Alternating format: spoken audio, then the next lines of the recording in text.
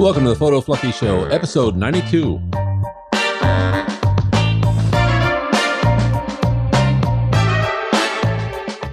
Today we're going to be talking about photographing for color and what that means and why you want to do it and how you're going to use it.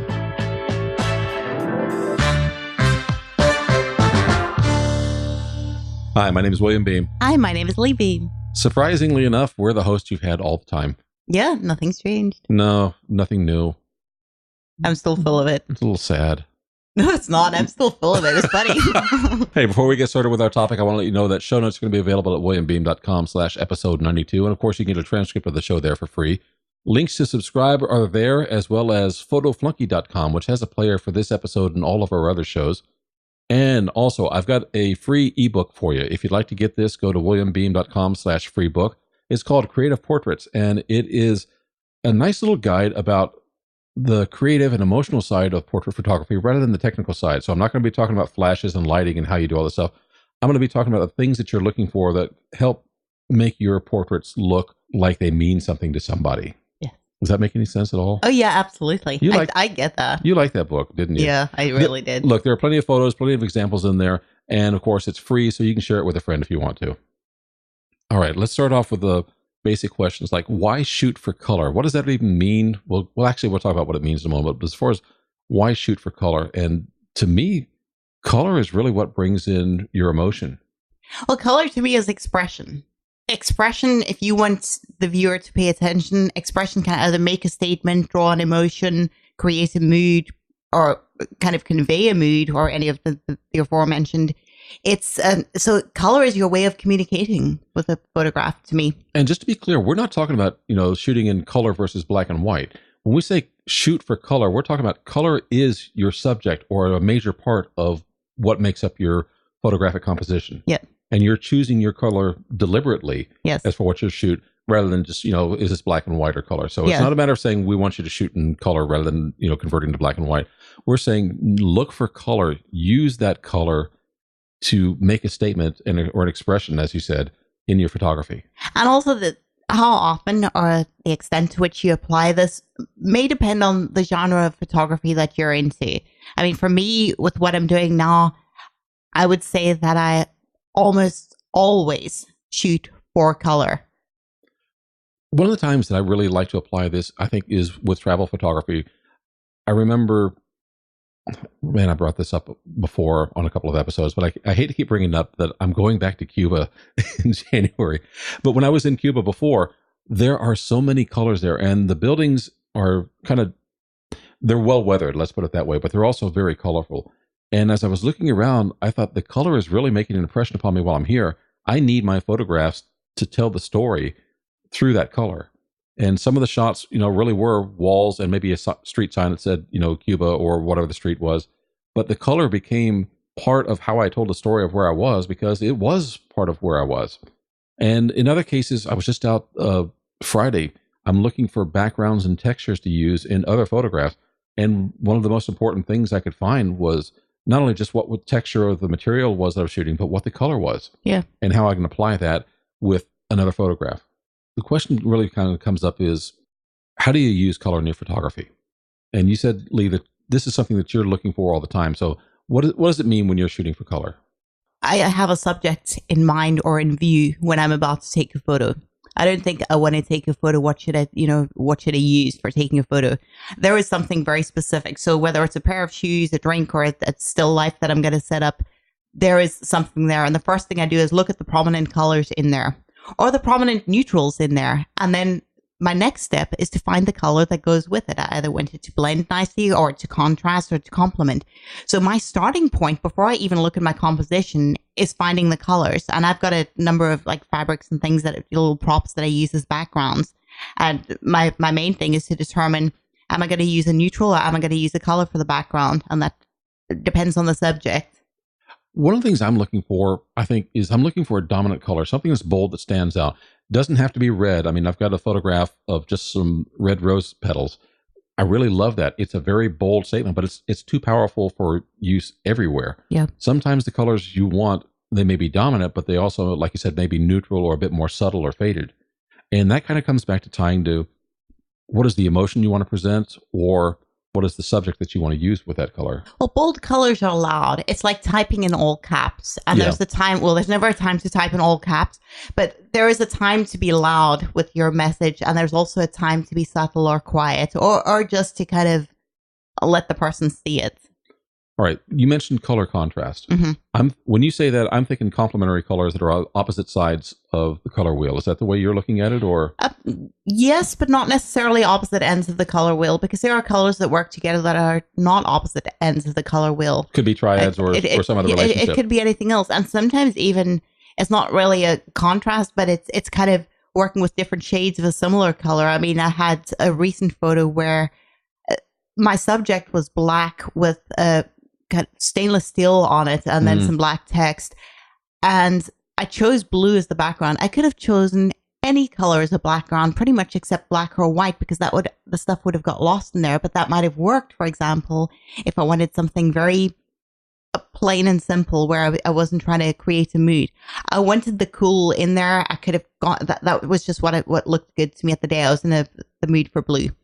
So, but what happens is, for me, I looked very carefully at my subject, which was it's like a rubber wristband, and it had little, it's stainless steel attachments on there, and there are things that are engraved and little messages on there. And I wanted these to stand out. So it was kind of like a real zoomed in, almost, I wouldn't say a macro shot, but we're kind of getting to that level. Mm-hmm. But what happened was, depending how I angled it, I took a few photos. I got one where the light was shining onto the metal and catching it, which kind of brings out the brightness of the metal. And then I did some where I tilted it slightly, and I was actually picking up the tones from the blue. And that also worked. I have the same photo taken two different ways that is going to work for different purposes that I have in mind. I've used one very specifically, and there's another one that's going to work for something else, but it's saved for a later date. And that's something that you can do, like in this case, you were specifically setting something up, but it's also something you can find in nature. So if you've gone to a beach scene, you've got a blue sky that's one shade of blue, you've got an ocean that is another, and it could be a deep blue, it could be an aquamarine kind of blue, depending upon what location you're at, where you are. And then maybe you've got part of the environment around. If you can find some color on a building or maybe a beach cabana or something like that, you can work in those different shades of blue and construct your scene that way. I'm sure there are probably other examples like that. I know people who go out in the desert and they're looking at red rocks and then they're looking at the color of the sand. There are ways that you can look at gradations of the same kind of color or color family and work those into your composition. Yeah, it's almost like monochrome sometimes with some different gradients in the shade. Mm-hmm. And I really like that. I also like to work where you've got maybe a color temperature that becomes your theme, which is what, like, for example, the blue was one case, but desert scenes would be one of the same, and you might have it like that. Well, that's something where your creativity can come in. It's like, I know a lot of us are shooting in RAW, so we can change our color or white balance later on, but you know what? You can do some very interesting things. Even as a portrait photographer, I've seen people who will go ahead and change their settings so that they're looking at almost a blue color cast on a model, and you'd think that wouldn't work out, but sometimes it works out really very nicely depending on what the model's features are and what he or she is wearing. Yeah, I've seen some great examples of that, just being creative with your white balance. One thing I also like, though, is an occasional splash of color, because a little small bit of color can really stand out of an otherwise repetitive or dreary scene. Yeah. I'm thinking of examples, it's like, imagine you see a row of chairs and then one of them is red. That doesn't come up across every day, but it's really something that's eye-catching. It is. It's just the color that contrasts what else is there. And it might not be the classic warm, cool color, but you might have subdued colors and then something bold that stands out. Color also gives you a sense of place or a sense of time. We mentioned, the blues at the beach or the warmer colors that you're going to have at the desert. But also seasons tend to have their own colors. I've done some shots in springtime, and I'll kind of want to give them a pastel color cast, because springtime you're thinking of pastel colors. Christmas, that season you've got your green and reds that are kind of showing up in a lot of places. Every season has its colors. I mean, we're in autumn right now as we're recording this. Well, not for us in Florida, but for the rest of the. Okay, it's still summer here in Florida, but the rest of the world, it's... the rest of the Northern Hemisphere. Rest of the Northern Hemisphere, it's autumn. And so you're thinking of Halloween colors, you're thinking of the orange and brown and that kind of color. And that conveys a feeling or an emotion or a sense of, when you're taking these shots, except for in Florida. Florida, it's just still hot. Yeah, through October at least. Yeah, but that's different. So here we can still be taking beach colors. Yeah. There's another time when you want to shoot for color, and that's when, you know what? It's just plain pretty. You like the colors. That's me. I don't think as much. I've often said that I kind of feel my way through my photos, but I like pretty. I take photos of things because they're pretty and I want to share them. Sometimes I don't know how and where. Yet, if I take something that's pretty, I always find a way to put it into context and share it. Are there some colors you think are pretty and some that you think not so much? Or is it just pretty as a mood that whenever you see it, you know it? It kind of is like that, where it's a mood as I see it when I know it. I am naturally drawn more towards cooler colors. Because are you thinking like winter tones, or are you thinking like bright summer tones with like, you know, bright blue and red and peaches or whatever? Winter tones, like your blues and your deep, like the bluish purples. They're generally cool colors are my personal taste. That's where I'm naturally drawn. However, that is not exclusive. If I want something fun and upbeat, you have the lime greens and yellows. I think maybe summer colors. Teals and things like that I enjoy it. But sometimes I either see colors that work together or I see something that works really well against the color. And to me, yeah, just plain pretty works. And I know you're being honest because the t-shirt you're wearing is kind of in the blue, cooler colors realm. Almost all my clothing. I don't actually have warm color clothing except No, you red. don't. I do love a bright, bold red. That is my statement color, and I have a lot of stuff in red. That is my exception. So when winter comes around, you're going to have cool colors except for that bright red wool coat. Look, I've got a bright red personality, but my tastes for other stuff when I lay back, you know, when I'm laid back and relaxing and just enjoying stuff, I enjoy the cool stuff. Okay, so you actually mentioned something there that I wanted to go back to, the emotions of color. Uh-huh. The cooler colors make you feel one thing, but you've got your bright red for another. Yeah, I know a lot of people use cool colors for mood, like, and they think happy and sad. For me, cool colors are contentment, peaceful, and relaxed. Yeah, I can see that. And I like that. And I think the reason I need that is because my personality is maybe not really chilled out and relaxed. I have got quite a loud, vibrant personality. Red is my personality color. My recharging colors are the cool ones. And I think that kind of balances me out. That's a personal thing. And sometimes that's interesting to look at if you have a real passion for color. Not everybody does to an extreme extent, but I kind of live my life in color. And for me, I've definitely got a personality color that contrasts everything else that I enjoy. I think that's what I think of when I'm shooting for color is what is the emotion that I want to bring out of this? Because if I see something that has a lot of shades of blue, I like that. And like you said, that's kind of peaceful, it's contentment. I'm thinking, you know, the ocean and the blue sky. I'm thinking relaxing in summertime.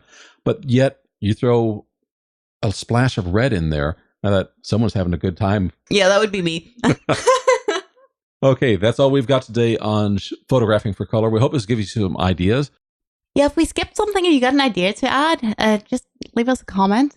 That would be great. We never get to think of everything, so we need input as well. Absolutely. Comments are always welcome. And in this case, comments are welcome at williambeam.com/episode 92.